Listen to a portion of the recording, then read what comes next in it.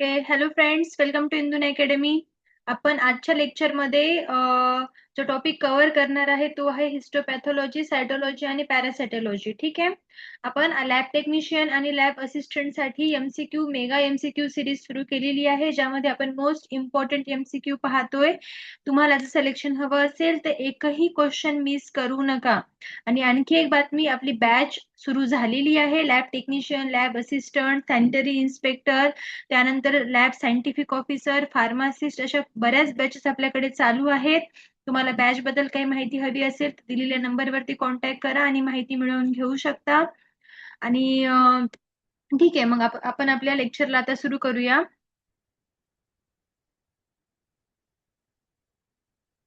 Yes, first MCQ बघा. Topic जो आहे तो आहे histopathology, cytology and parasitology. Okay. First MCQ बघा. The most commonly used fixative in histopathology is. काय असणार आहे most commonly used fixative? Option A 10% neutral buffered formalin, option B sodium fluoride, option C distilled water and option D normal saline. काय असेल? हिस्टोपॅथॉलॉजी मध्ये tissue preserve करण्यासाठी सर्वात जास्त वापरलं जातं त्याला काय म्हणतात? फिक्सेटिव्ह म्हणतात. बरोबर आहे. तर काय वापरलं जातं? 10%. बरोबर आहे. 10% न्यूट्रल बफर्ड फॉर्मॅलिन वापरलं जातं, NBF. ओके. हे टिश्यूच्या स्ट्रक्चरला मेंटेन करतं आणि ऑटोलायसिस किंवा बॅक्टेरियल डिकम्पोजिशन काय करतं? थांबवण्याचं काम करत असतं. आता सोडियम फ्लोराईड तर आपल्याला माहिती आहे ते कशासाठी असतं? ब्लड ग्लुकोजच्या प्रिझर्वेशन साठी वापरलं जातं, राईट. आणि डिस्टिल्ड वॉटर हा तर फिक्सेटिव्ह नाहीये. बरोबर आहे, तो तर वॉटर आहे. आणि नॉर्मल सलाईन पण टेम्पररी ट्रान्सपोर्ट साठी वापरू शकतो, पण ते फिक्सेटिव्ह नाहीये. ओके. नेक्स्ट एमसीक्यू बघा. Fixation is done to option A removal all proteins, option B increase bacterial growth, option C preserve tissue morphology and prevent autolysis, option D make tissue transparent immediately. काय असणार आहे? Fixation is done. फिक्सेशनचे मुख्य काम काय असतं? टिश्यूचं जे original structure आहे ते तसं ठेवणं हे त्याचं मुख्य काम आहे. बरोबर आहे. आणि त्यामुळे जे एन्झाईम्स आहेत, एन्झाईममुळे होणारे जे ऑटोलायसिस आहे आणि त्यामुळे काय होईल? बॅक्टेरियल डॅमेज काय होईल? थांबवलं जाईल. बरोबर आहे. तर काय येणार आहे? Preserve tissue morphology and prevent autolysis. Option C is correct. Protein पूर्ण रिमूव्ह करत नाही. ओके. आणि बॅक्टेरियल ग्रोथ वाढवत नाही, उलट थांबवत असते, राईट. आणि टिश्यू ट्रान्सपरंट करत नाही. ओके. नेक्स्ट बघा. Paraffin embedding is done to option A stain nucleus only, option B detect body glucose, option C separate serum, option D support tissue for section cutting. काय असणार आहे? Paraffin wax. Paraffin wax मध्ये tissue embed केल्याने tissue hard होतं. बरोबर आहे. आणि मायक्रोटोमने thin section कापणं काय होतं? सोपं होतं. म्हणून काय येईल? ऑप्शन डी येईल, support tissue for section cutting. ठीक आहे. न्यूक्लियस स्टेन करण्यासाठी येत नाही. ठीक आहे. आणि ब्लड ग्लुकोज डिटेक्शन साठी सुद्धा नाहीये. सिरम सेपरेशनचा तर काही संबंधच येत नाही यामध्ये. पुढे बघा. Microtome is used for option A centrifuging blood, option B cutting thin tissue sections, option C incubating cultures, option D measuring urine pH. काय असणार आहे? मायक्रोटोम हे इन्स्ट्रुमेंट टिश्यूचं 3-4 मायक्रोमीटर जाडीचे जे सेक्शन्स असतात ना ते तयार करण्यासाठी वापरलं जातं. बरोबर आहे. तर म्हणजे काय येईल correct answer? Cutting thin tissue sections. Okay. Centrifuge blood साठी वापरलं जातं, ब्लड सेंट्रिफ्यूज करायचं असेल तर. इन्क्युबेटर कल्चर साठी वापरतात. ओके. आणि पीएच मीटर युरिनचं पीएच मोजण्यासाठी, म्हणजे कुठल्या पण पीएच मोजण्यासाठी युरिन पीएच असतं, तर ते त्याच्यामध्ये येणार नाही. ओके. पुढे बघा.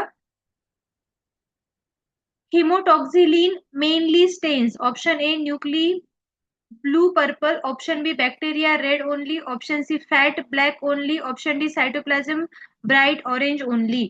काय असणार आहे? हिमोटॉक्झिलिन हा एक बेसिक डाय असतो. बरोबर आहे. तो ऍसिडिक जे काही स्ट्रक्चर आहे, विशेषतः जे काही न्यूक्लियस आहेत त्यामधील जो डीएनए आहे ना त्याला ब्लू पर्पल रंग देत असतो. बरोबर आहे. म्हणजे करेक्ट आन्सर काय आहे? Nuclei blue purple. Okay, bacteria red स्टेन कधी होतच नाहीयेत, म्हणून ते ऑप्शन करेक्ट नाहीये. आणि फॅट स्टेन पण नाहीये, सायटोप्लाझम स्टेन करतच नाही. नेक्स्ट बघा, Eosin mainly stains. Option A cytoplasm and extracellular protein pink. Option B calcium blue only. Option C DNA green only. Option D nucleus black only. काय असणार आहे इओसिन?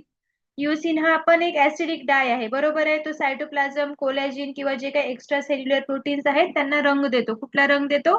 पिंक कलरचा रंग देण्याचं काम करतो. तर काय येईल? Option A is correct, cytoplasm and extra cellular protein pink. Okay, calcium blue स्टेन करत नाही, राईट. आणि डीएनए ग्रीन स्टेन करत नाही. ओके, आणि न्यूक्लियस ब्लॅक स्टेन करत नाही. त्यामुळे हे बाकी ऑप्शन काय होत आहेत? एलिमिनेट होत आहेत. पुढे बघा, decalcification is needed for tissue containing. Option A urine sample. Option B bone or calcium deposits. Option C bacterial culture. Option D blood serum only. Yes, काय असेल? Decalcification is needed for tissue containing.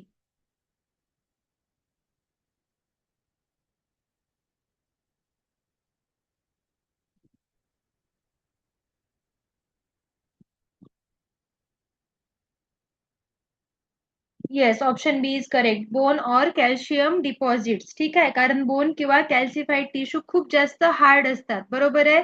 त्यातील calcium काढण्यासाठी decalcification केलं जातं. Okay, urine सॅम्पलला तर काही गरजच नसते, बॅक्टेरियल कल्चरसाठी लागत नाही, आणि ब्लड सिरम साठी सुद्धा नाही. म्हणजे करेक्ट ऑप्शन काय आहे? ऑप्शन बी. ओके, नंतर बघा, cytology is a study of. Option A serum enzymes. Option B cells. Option C whole organs only. Option D electrolytes only. काय असणार आहे? सायटोलॉजी कशाची स्टडी आहे? सायटोलॉजी म्हणजे सेलचा अभ्यास असतो, बरोबर आहे. सेलची मॉर्फोलॉजी, ऍबनॉर्मलिटीज किंवा काही कॅन्सर स्क्रीनिंग साठी सायटोलॉजी वापरली जाते. तर काय येईल? Option B cells is a correct answer. Serum enzymes हा बायोकेमिस्ट्रीचा विषय येतो, आणि होल ऑर्गन्स हा तर अॅनाटॉमी मध्ये येतो. हिस्टोलॉजी आणि जो इलेक्ट्रोलाइट आहे हा पण बायोकेमिस्ट्री मध्ये येणारा सब्जेक्ट आहे, म्हणजे तो सायटोलॉजी मध्ये येणार नाही. तर सायटोलॉजी मध्ये मेजरली सेलची स्टडी केली जाते. ओके, नेक्स्ट बघा, Pap smear is commonly used for screening. Option A malaria. Option B cervical cancer. Option C diabetes. Option D renal failure. काय असणार आहे पॅप स्मिअर? पॅप्समियर हा सर्व्हिक्स मधील प्री कॅन्सरस आणि कॅन्सरस चेंजेस शोधण्यासाठी वापरला जातो, बरोबर आहे. तर काय येईल? Cervical cancer. Option B is correct. Malaria diagnosis साठी ब्लड स्मिअर वापरतात, आणि डायबिटीज स्क्रीनिंग साठी ग्लुकोजची टेस्ट परफॉर्म करावी लागते.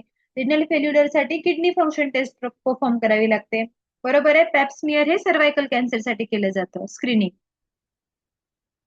पुढे बघा, fine needle aspiration cytology obtains. Option A cell using a thin needle. Option B whole blood for CBC. Option C urine for ketone. And option D CSF for glucose only. काय असेल याचं उत्तर? Fine needle aspiration. Yes, option A cell using a thin needle. FNAC मध्ये काय होतं? जे thin needle वापरून lump किंवा जे स्वेलिंग मधून सेल्स घेतले जातात आणि मायक्रोस्कोपिक एक्झामिनेशन केलं जातं त्यामध्ये, बरोबर आहे. सीबीसी साठी तर ब्लड घ्यावं लागतं, FNAC ची गरज लागत नाही. आणि युरिन किटोन टेस्टचा तर काही संबंध नाही येणार आहे यामध्ये. CSF ब्लड ग्लुकोजशी संबंधित नाहीये, बरोबर आहे. तर ऑप्शन कुठला करेक्ट आहे? Option A is correct. पुढे बघा आता, Entamoeba histolytica is. Option A helminth only. Option B bacterium. Option C protozoan parasite. Option D virus. काय असणार आहे याचं उत्तर? हेल्मिंथ ओनली असेल का? हेल्मिंथ म्हणजे वॉर्म्स असतात, बरोबर आहे. अँटाअमिबा वॉर्म आहे का? नाहीये. बॅक्टेरियम हा बॅक्टेरिया सुद्धा नाहीये, हा तर प्रोटोझो आहे, राईट. व्हायरसची तर काही संबंध नाहीये. तर काय येईल correct answer? Option C protozoa parasite. Entamoeba histolytica हा एक प्रोटोझोन पॅरासाइट असतो, जो अमिबिओसिस म्हणजे अमिबेबिक डिसेंट्रीचा रोग तयार करत असतो. ठीक आहे, म्हणजे लार्ज इंटेस्टाईन मध्ये हा राहतो आणि ब्लड डायरिया निर्माण करू शकतो हा. ओके, पुढे बघा. Plasmodium species causes. Option A typhoid, option B malaria, option C cholera, option D filariasis only. काय असणार आहे? प्लाझ्मोडियम स्पीसीज कॉजेस काय कॉज करतात? Yes, option A sorry option B malaria cause करत असतात. ठीक आहे. टायफॉइड कशामुळे होतो? सॅलेमोनेला टायफीमुळे होणारा असतो. कॉलरा हे वायब्रिओ कॉलरीमुळे होत असतो. फिलॅरियासिस हे बॅनक्रॉफ्टी उचिरिया बॅनक्रॉफ्टीमुळे होणारा असतो. बरोबर आहे. तर काय आहे? Option B is correct. पुढे बघा. The infective stage of Plasmodium for human is. Option A egg, option B cysticercus, option C adult worm, option D sporozoite. काय असणार आहे इन्फेक्टिव्ह स्टेज प्लाझ्मोडियमची?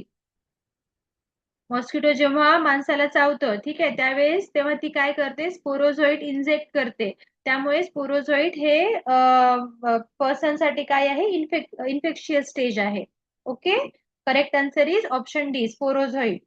इग प्लाझ्मोडियम मध्ये इग स्टेज नसतेच. बरोबर आहे. आणि सिस्टी सर्कस जी आहे ती टिनिया सोलियमची लार्वल स्टेज आहे, त्यामुळे ती पण इथे येणार नाहीये. अडल्ट वॉर्म हे वॉर्म पॅरासाइट मध्ये असणार आहे. प्लाझ्मोडियम मध्ये असतं का ते? नसतं. पुढे बघा. Malaria parasite is commonly detected in. Option A urine sediment only, option B stool occult blood only, option C sputum Gram stain only, option D peripheral blood smear. काय असणार आहे मलेरिया पॅरासाइट? युरिन सेडिमेंट मध्ये मलेरियाचं detection साठी ती वापरतच नाहीत. बरोबर आहे. Stool occult ते जीआय ब्लिडिंग जर असेल तर त्यावेळेस वापरली जाते.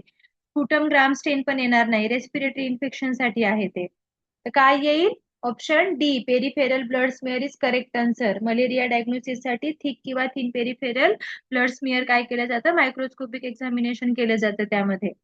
ओके. पुढे बघा. Thick blood smear for malaria is mainly used to. Option A study RBC morphology in detail only, option B perform blood grouping, option C increase sensitivity of parasitic detection, option D measure hemoglobin. काय असणार आहे याचं correct answer? Thick blood smear for malaria is mainly used to. कशासाठी? Yes, option C is correct. Increase sensitivity for parasitic detection. Thick smear मध्ये काय होतं? RBC lice होतात आणि पॅरासाइट्स काय होतात? कॉन्सन्ट्रेट होतात. त्यामुळं कमी पॅरासाइटेमिया असलं तरी पॅरासाइट शोधणं काय होतं? सोपं होऊन जातं. ओके. आणि आरबीसी मॉर्फोलॉजी पाहण्यासाठी थिन स्मिअर वापरतात, त्यामुळं ऑप्शन ए बरोबर नाहीये. आणि ब्लड ग्रुपिंगचा तर काही संबंध नाही, त्यामुळे ऑप्शन बी पण काय होतोय? एलिमिनेट होतोय. आणि ऑप्शन डी जो आहे हिमोग्लोबिन मेजरमेंट साठी सुद्धा नाहीये. ठीक आहे. पुढे बघा. Thin blood smear for malaria helps in. आता थिन ब्लड स्मिअर काय असणार आहे? Option A urine protein estimation, option B species identification, option C Widal test, option D CSF cell count only. Yes, correct answer सांगण्याचा प्रयत्न करा. काय असू शकतं? येस, थिन स्पेअर मध्ये आरबीसी मॉर्फोलॉजी आणि पॅरासाइटचे स्टेजेस जे आहेत ना ते स्पष्ट प्रकारे दिसतात, त्यामुळे प्लाझ्मोडियम स्पीसीस ओळखता येते. तर करेक्ट आन्सर काय आहे? ऑप्शन बी स्पीसीसचं identification. Okay. Urine protein estimation साठी नाहीये आणि विडाल टेस्ट टायफॉइड साठी असते. बरोबर आहे. सीएसएफ सेल काउंटचा तर काही संबंधच नाहीये. पुढे बघा. Ucheria bancrofti is associated with. Option A leishmaniasis only, option B filariasis, option C amoebiasis, option D typhoid. आताच थोड्या वेळ आधी सांगितलं होतं. येस, फिलॅरियासिस. उचेरिया बॅनक्रॉफ्टी हा फिलॅरियल निमॅटोड आहे जो लिम्फॅटिक फिलॅरियासिस एलिफेंटियासिस निर्माण करतो. राईट. पुढे बघा. Microfilariae are often collected in a peripheral blood at. Option A only after meals, option B noon only always, option C after 7 days freezing, option D night for nocturnally periodic species. काय असणार आहे? Yes, option D night for nocturnally periodic species. कारण Wuchereria बॅनक्रॉफ्टी जो आहे ना, हे मायक्रोफिलॅरी आहे, जो रात्री पेरिफेरल ब्लड मध्ये जास्त प्रमाणामध्ये सापडतो. त्यामुळे ब्लड सॅम्पल साधारण रात्री 10 किंवा म्हणजे 10 ते रात्री 2च्या दरम्यान घ्यायला पाहिजे. ओके. मील नंतर असं काही नसतं किंवा दुपारी घ्यायला पाहिजे असंही काही नसतं, आणि फ्रीजिंगचा काही संबंध येत नाही यामध्ये. पुढे बघा. Ascaris lumbricoides is a option A protozoa, option B tapeworm only, option C fungus, option D round warm. काय असणार आहे? अस्कॅरिस राऊंड वॉर्म असतो, प्रोटोझोआ नाहीये, तो टेपवॉर्म पण नाहीये आणि फंगस पण नाहीये. ठीक आहे. हा एक माणसामध्ये सर्वात मोठा इंटेस्टायनल राऊंड वॉर्म आहे. अस्कॅरिस रोग निर्माण करतो हा. पुढे बघा. Taenia solium is commonly known as. Option A beef tapeworm, option B pink worm, option C pork tapeworm and option D round warm. काय असणार आहे correct answer? Beef tapeworm Taenia saginata आहे. ठीक आहे, म्हणजे हे ऑप्शन नाहीये. आणि पिन जो वॉर्म आहे तो एंटेरोबियस वर्मिकुलॅरिसिस असं काहीतरी आहे, तो आहे तो पिक टेपवॉर्म, पिन टेपवॉर्म. ठीक आहे, पिनवॉर्म. आणि राऊंड जो आहे राऊंड वॉर्म तर अस्कॅरिस येतं, बरोबर आहे. तर पॉर्क टेपवॉर्म जो आहे ना, तो टिनिया सोलियम असतो. टिनिया सोलियम हा पॉर्क टेपवॉर्म म्हणून ओळखला जातो. ठीक आहे, म्हणजे जे पॉर्क खाल्ल्याने इन्फेक्शन होऊ शकतं, इन्फेक्टेड पॉर्क खाल्ल्याने. ओके. पुढे बघा आता. Hookworm infection may cause option A blood group change, option B jaundice always, option C hyperglycemia only, option D iron deficiency anemia. काय असणार आहे correct answer? Yes, option D iron deficiency anaemia. Hookworm जो आहे तो काय करतो, इंटेस्टायनल जे wall आहेत त्यांना अटॅच होऊन ब्लडला काय करतं, सक करत असतं, बरोबर आहे. त्यामुळे क्रोनिक ब्लड लॉस होतो आणि आयर्नची काय होते, डिफिशियन्सी होते. ठीक आहे. ब्लड ग्रुप चेंज करत नाही तो, आणि जॉन्डिस नेहमी होत नसतो. ठीक आहे, आणि हायपरग्लायसिमिया पण करत नाही. तर ऑप्शन डी इज करेक्ट. पुढे बघा. Stool concentration techniques improve detection of. Option A serum calcium, option B blood platelet, option C urine ketones, option D ova cyst and parasites. काय असणार आहे करेक्ट आन्सर? कशाचं डिटेक्शन इम्प्रूव्ह करतं stool concentration? Yes, ova cyst parasites. Option D is correct. ठीक आहे. Concentration technique मुळे काय होतं, स्टूल मधले जे काही पॅरासाइट्स आहेत, सीड्स आहेत किंवा ओवा आहेत, ठीक आहे, त्यांच्या प्रमाण अधिक प्रमाणात मिळतात, त्यामुळे डायग्नोसिस सोपं होतं. ओके. सिरम कॅल्शियमचा काही संबंध नाहीये, ब्लड प्लेटलेट्सचा सुद्धा नाहीये, युरिन किटोन्सचा सुद्धा काहीही संबंध नाहीये. नेक्स्ट बघा. Saline wet mount of a stool is useful for. काय असणार आहे? Option A haemoglobin estimation, option B motility of trophozoites, option C stool group antigen, option D acid fast bacilli only. काय आहे correct answer? Yes, option B जो आहे तो correct आहे, motility of trophozoites. Fresh stool saline wet mount मध्ये काय करते, प्रोटोझोइड ट्रोपोझोइडची मोटॅलिटी काय करते, लाईव्ह पाहता येत असते. आणि अँटामिबा हिस्टोलिका सारख्या पॅरासाइट साठी खूप जास्त महत्वाचं आहे. ओके. त्यामुळे करेक्ट आन्सर काय आहे? ऑप्शन बी आहे. नेक्स्ट बघा.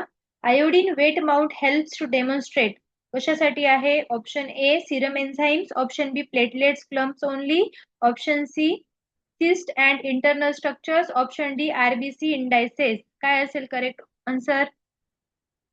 Cyst and internal structure. Option C जो आहे तो करेक्ट आहे. ठीक आहे. आयोडीन स्टेनमुळे सिस्ट मधले जे काही न्यूक्लिय आहेत किंवा ग्लायकोजन व्हॅक्युअल्स जे आहेत किंवा इंटरनल स्ट्रक्चर क्लिअर दिसतात. ठीक आहे. सिरम एन्झाईमचा काही संबंध नाही, प्लेटलेट्स क्लम साठी पण नसतं, आणि आरबीसी इंडायसिस साठी पण नाहीये. ओके. लास्ट एमसीक्यू बघूया. A biopsy is. Option A tissue removed for examination, option B staining dye only, option C urine collection only, option D blood anticoagulant. काय असणार आहे करेक्ट आन्सर?